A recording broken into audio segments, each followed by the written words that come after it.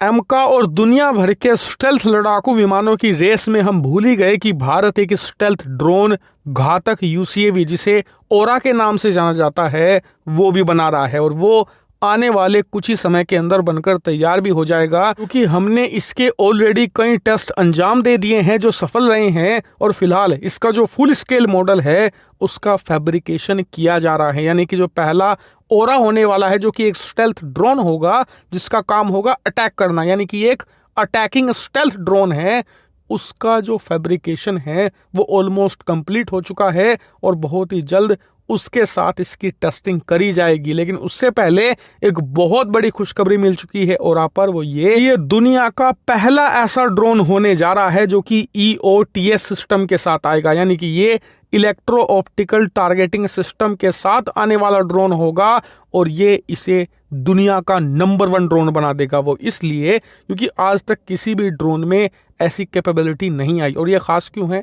वो इसलिए क्योंकि इसकी मदद से एक तो आप लंबी दूरी की जो मिसाइलें हैं वो ड्रोन में लगाकर फायर कर सकते हैं, यानी कि रेंज मारक क्षमता बढ़ जाएगी बहुत ज़्यादा। इसके अलावा जब लॉन्ग रेंज होती है ना, यानी कि ज़्यादा दूर आप मिसाइल फायर कर रहे हो दुश्मन पर, तो जो एक्यूरेसी है वो ख़राब हो जाती है, जिससे कि प्रिसाइज टारगेटिंग नहीं हो पाती। यानी कि इसे ऐसे समझिए कि मैं आपको 2 कंकड़ दूं, एक कंकड़ आपको 2 फुट दूर एक पेड़ पर मारनी है तो आप बिना झिझक के मार दोगे, लेकिन दूसरा पेड़ मान लीजिए 300 या 400 फुट दूर है तो आप कंकड़ सही से मार ही नहीं पाओगे। एक आध तुक्के में लग भी जाएगी लेकिन ज्यादातर पेड़ के आसपास जाकर गिरेगी। मिसाइलों के केस में भी यही होता है, जैसे जैसे रेंज बढ़ती जाती है यानी कि टारगेट की दूरी बढ़ती है मिसाइल से, वैसे वैसे एक्यूरेसी भी होती जाती है मिसाइल। लेकिन अगर आपके पास EOTS है यानी कि इलेक्ट्रो ऑप्टिकल टारगेटिंग सिस्टम, तो इस केस में आपकी मारक क्षमता भी बढ़ती है, यानी कि रेंज बढ़ती है, उसके साथ साथ एक्यूरेसी भी आ जाती है बहुत ज़्यादा। लेकिन आपका सवाल होगा कि जब इतनी खास और इतनी एलीट टेक्नोलॉजी है तो अमेरिका या फिर रशिया जैसे देशों ने अपने ड्रोन में क्यों नहीं लगाई? तो इसका कारण ये है कि EOTS साइज में बहुत ज़्यादा बड़ी होती है। रूस अमेरिका के जो ड्रोन होते हैं वो साइज में कंपैरेबली छोटे होते हैं।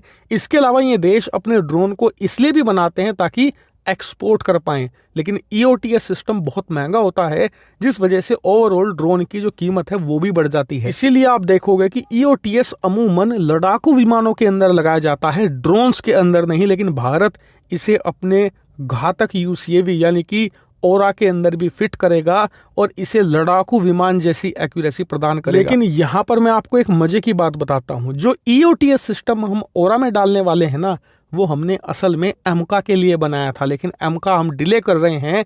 इसीलिए हमारे वैज्ञानिकों ने सोचा कि इतनी एलीट टेक्नोलॉजी हमारे पास है, एमका में अभी इस्तेमाल नहीं हो रही है, क्यों ना इसे ओरा में डालकर फिलहाल वहाँ पर इसका लाभ उठाया जाए। और ये एक अच्छी सोच है वैज्ञानिकों की, जिससे कि ओरा दुनिया का नंबर 1 ड्रोन बनेगा और वो भी स्टेल्थ कैपेबिलिटी के साथ। आप सोचिए, हम बिना किसी भी पायलट की जान को खतरे में डाले अपने स्टेल्थ ड्रोन को चुपचाप भेजेंगे पाकिस्तान या चीन के अंदर और वहां पर एक सर्जिकल स्ट्राइक करके वापस आ जाएंगे।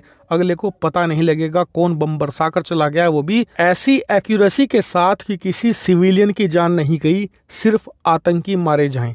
ये कैपेबिलिटी है EOTS और भारत के आने वाले स्टेल्थ ड्रोन की। और आपको बता दूं, चैनल को सब्सक्राइब करके तैयार रखना, आने वाले कुछ ही दिनों में इसको लेकर बड़ी खबरें आएंगी। इसका टेस्ट भी कभी भी हो सकता है, इसीलिए ध्यान से चैनल सब्सक्राइब कर लेना। सबसे पहले हिंदी नॉलेज शो पर आपको पता लगेगा।